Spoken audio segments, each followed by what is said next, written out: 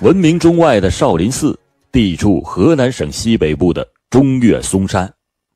人们称它为中原名寺之冠。嵩山则被誉为天下第一奇山，兼有泰山之雄伟、华山之险峻、衡山之挺拔、庐山之秀丽的特点。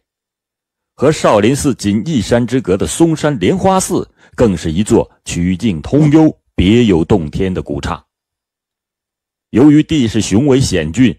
断崖深潭密布，道路崎岖坎坷，更是增添了这一座深山古刹的神秘。因此，很多善男信女不畏艰险，慕名前去旅游进香，暮鼓晨钟，响彻十里八乡，不绝于耳。1996年5月2日，阳光灿烂，嵩山少林寺游客如织。中午11点20分，年轻漂亮的四川省某大公司的女经理任女士慕名来到嵩山旅游。她一早上上山游完了少林寺、中岳庙、观星台、松阳书院后，游兴未尽，就一个人顺着山间的羊肠小道，朝着地处偏僻、奥妙神秘的莲花寺走去。任女士陶醉在嵩山的秀美景色之中，越游这兴致是越高。游兴正浓的任女士做梦也没有想到，就在离她前方不远的一片茂密的灌木丛中，隐藏着一双罪恶的眼睛。当任女士攀到万阳岗的半山腰时，前面出现了大小不同的3个岔路口。因为是第一次游览嵩山，她不知道其中哪一条小道能够通往莲花寺。正当任女士着急之时，山道上突然下来了一个身着僧衣、年龄大概在40岁左右的光头和尚，向她合手施礼道：“阿弥陀佛。”“哎呀，师父您好，我是四川的游客，迷路了，你能带我到莲花寺去吗？我会付给你导游费的。”任女士焦急地说。这个和尚也一本正经，双手合十，喃喃说道：“阿弥陀佛，善哉善哉，施主不远万里来我寺进香，贫僧自然要带你去，哪有收取报酬之妄想啊？施主请随我来就是。”30分钟后，任女士随着和尚到达了阳岗上一个山高林密的悬崖峭壁处时，已经是累得浑身大汗，疲惫不堪了。他一屁股坐在了崖石上，一边休息，一边的贪婪地欣赏着周围那醉人的景色。“哎，师父你快看，对面山上那棵古松，哎呀，多么雄伟挺拔呀，大概有几百年的历史吧。”那和尚不屑一顾，他哪有心思去欣赏什么风景呢？任女士见和尚没有回答，转过头来一看，不禁吓了一跳。刚刚还是善良和蔼、文质彬彬，主动给他带路的和尚，此时此刻却是满脸淫笑地向他扑来，并且死死地抱住他不放，乱吻乱摸，吓得任女士啊的大叫一声，喝道：“出家之人是要讲道德的，你怎么敢在光天化日之下欺负我？你不怕犯戒？你这样要天打五雷轰的！”“嘿嘿嘿，什么他妈出家不出家，什么他妈戒不戒的！”和尚不由分说，把反抗着的任女士扑压在自己的身下。完事之后，和尚抓住任女士的胳膊，用力一推，就把她推下了万丈深渊。顷刻间，任女士就香消玉损了。更加可怜的是，直到2个月之后，一个樵夫进山砍柴，才偶然间在悬崖峡谷中发现了任女士的尸体。这起案件震惊了省市公安机关和各级旅游局，因为这是建国以来第一起发生在嵩山莲花寺的奸杀女游客案。由于案发地地理位置复杂，案发间隔时间又过长，加之山雨冲刷，尸体高度腐败变形等等原因，致使案件的侦破工作一直没有进展。一时间，万阳岗变成了万郎岗、夺命岗，谁还敢再去玩命？从此很长时间再也没有人敢单独的前往这个美丽的景点观光游玩了，这给当地的旅游业的发展带来了重大的影响。尽管发生在1996年5月2日的特大奸杀游客案没有告破，但是由于登封市公安机关加强了对整个松山旅游地区的侦查监控和防范力度，魔鬼也曾经一度的销声匿迹，万阳港一带也逐渐恢复了往日的热闹，沉寂了1年多的峡谷又开始响起了男女游客的欢声笑语。但是树欲静而风不止。1997年6月13日这一天，全国各地慕名到嵩山少林寺旅游的游客特别的多，人声鼎沸，热闹非凡。中午11点左右，河北一个男女游客组成的旅游团慕名来到嵩山观光旅游。12月15日，这个旅游团的成员中有一位22岁年轻漂亮的姑娘，叫刘静。她和同伴一起游览完少林寺后，这游兴未尽，便独自一人沿着少林寺后山的林荫山道朝着嵩山的腹地走去。正当这姑娘玩得高兴的时候，一个年龄大概40左右的光头和尚突然神不知鬼不觉地来到了她的身边。姑娘刘静失踪以后，河北旅游团的团长和几十名游客急得发了疯，集体给登封警方下跪磕头，请求他们一定要找到姑娘。然而警方却是一筹莫展，因为这嵩山面积实在是太大了，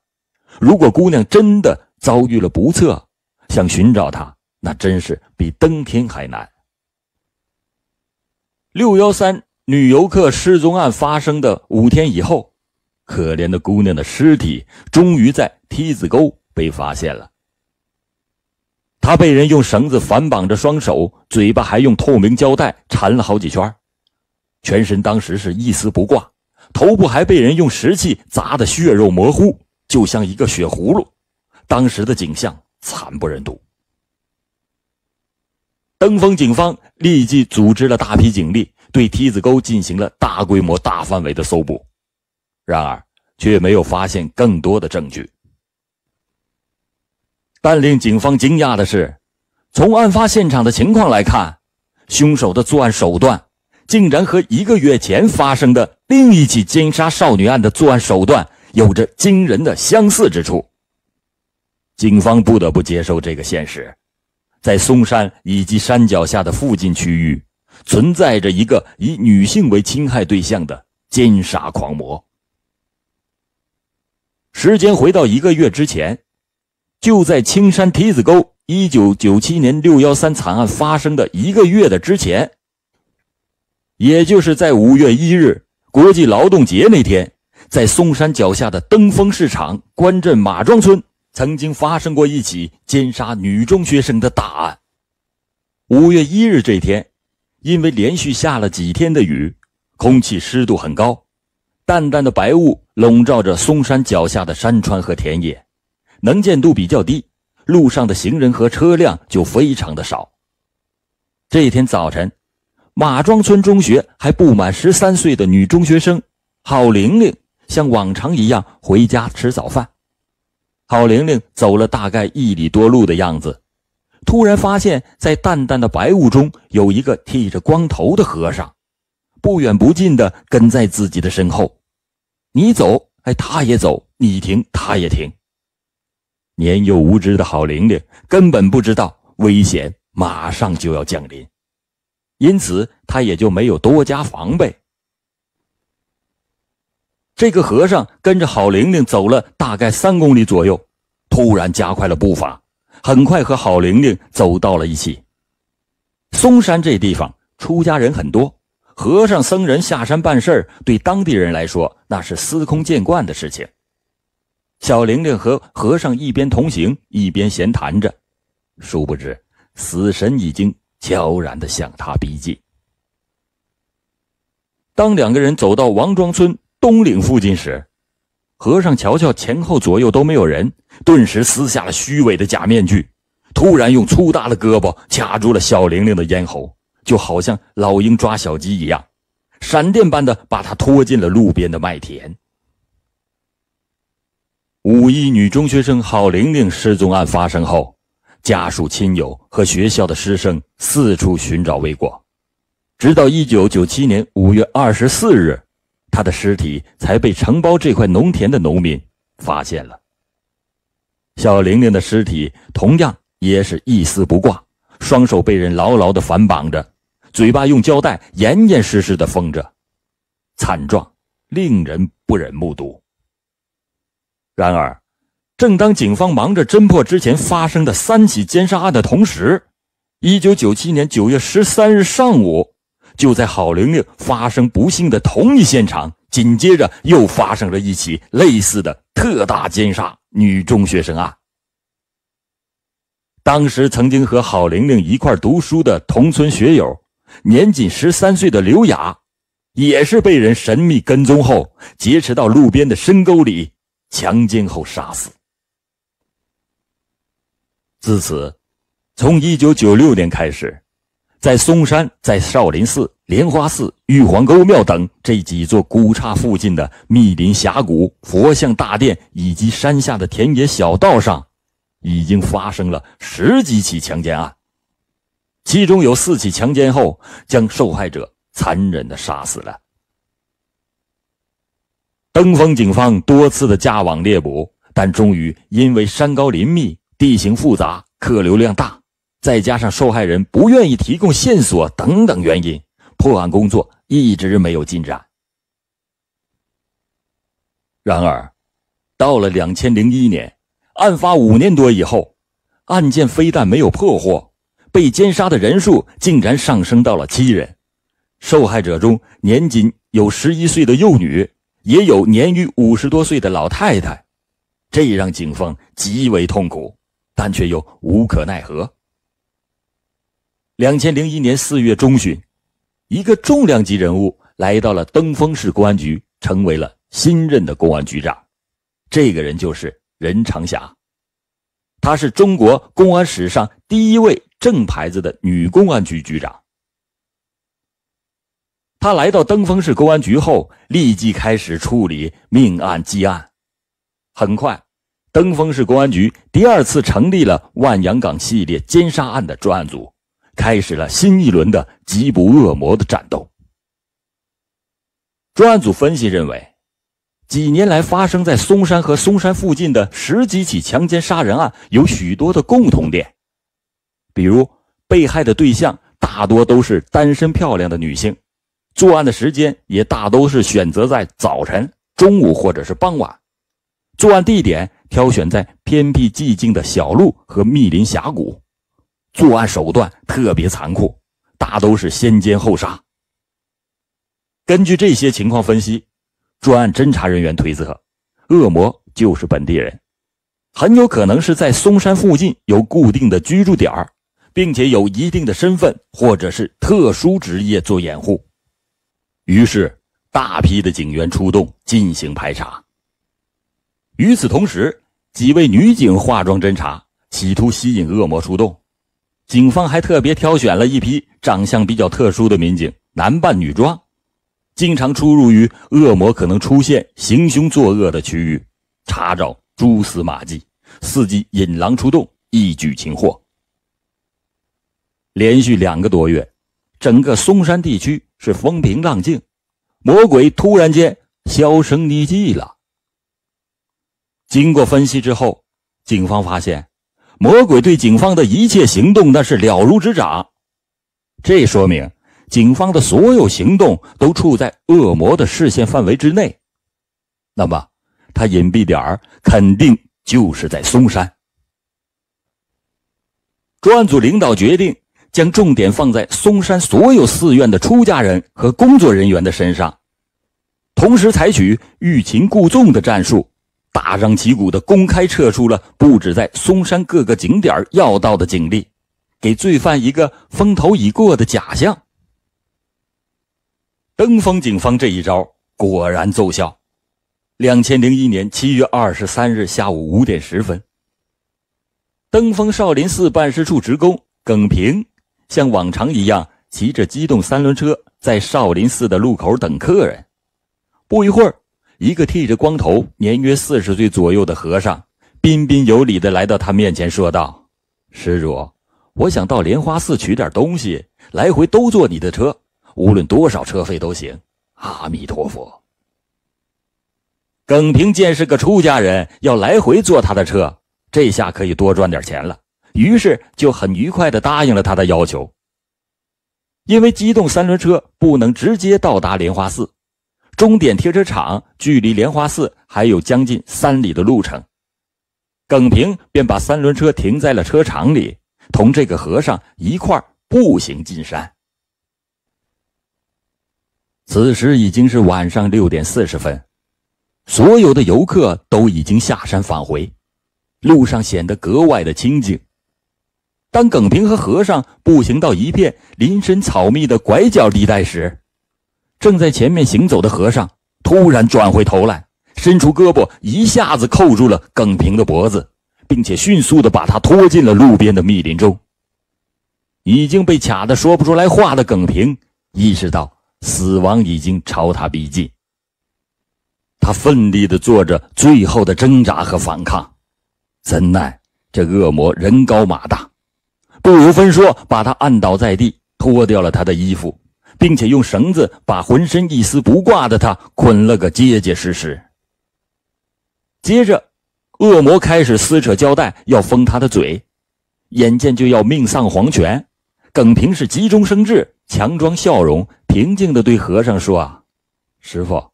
我非常理解你们出家人的难处，只要你不杀我，我保证满足你的一切要求就是了。正在忙着封耿平嘴巴的和尚突然听到被害人心平气和地说出这样让人中听的话来，不仅是怔了一怔，态度顿时温和了许多，也就放弃了强奸后再杀人的念头，丢下手中的胶带，开始宽衣解带。在恶魔施虐的过程中，耿平用心记下了凶手的身体特征。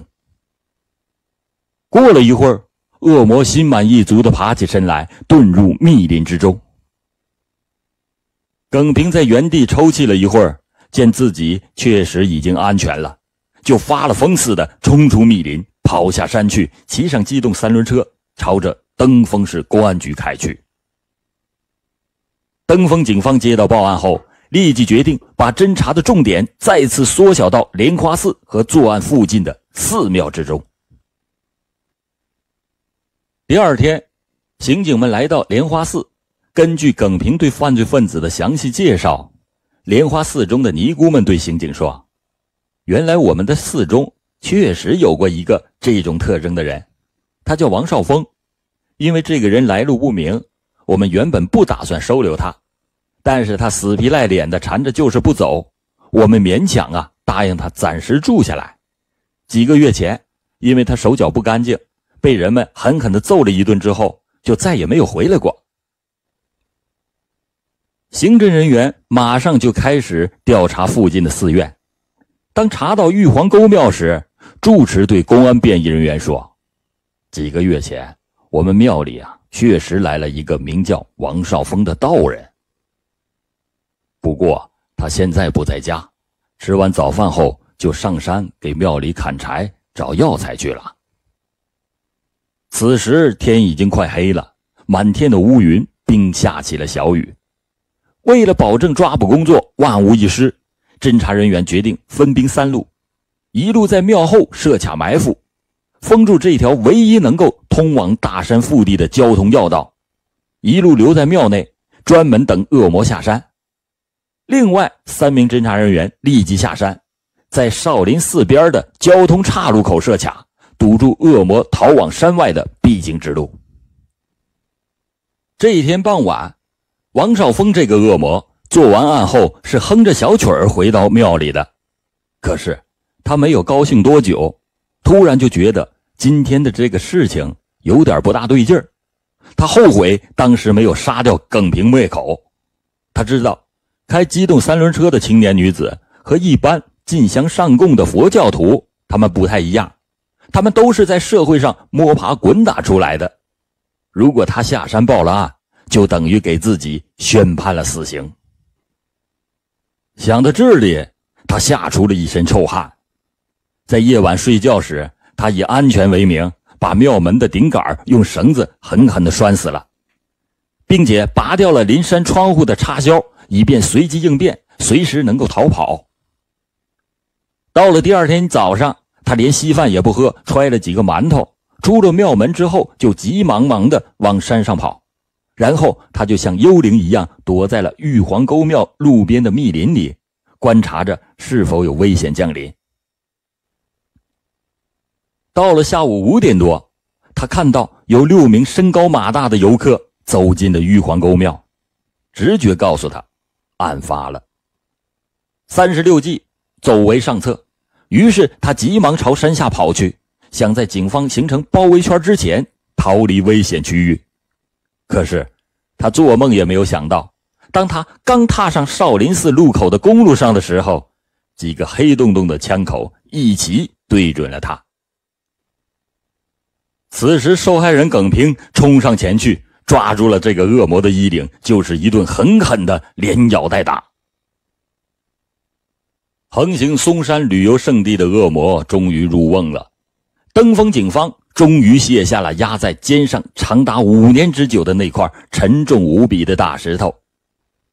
嵩山第一恶魔王少峰被警方擒获的消息瞬间就遍布了登封市的大街小巷，人们奔走相告。紧接着，恶魔在公安民警的审问下，精神意志彻底崩溃，向刑警们交代了自己的全部罪恶。据王少峰交代，他自己的真名叫王东峰。他在躲进嵩山后的这5年多的时间里，先后强奸杀害成年妇女、幼女7名，强奸19人，其中有3起恶性的强奸案还是在莲花寺的大佛像下实施的。有时在寺院内部找不到合适的施暴目标，就到院外的山谷中，到嵩山脚下的偏僻小路上去寻找。锁定目标后，不分老幼，一个也不放过，真是凶残至极。这个王少峰被抓获后总结说道：我平时是穿着道袍，扮成出家的道人，作案时我却穿成了和尚的样子，因此就没人防备我，办案的公安也不会怀疑到我的头上。这个杀人狂魔在嵩山附近居住了6年，压根没有受到一点点的佛法的点化，做下了如此惊天的杀孽，真应该是下18层地狱，永世不得超生。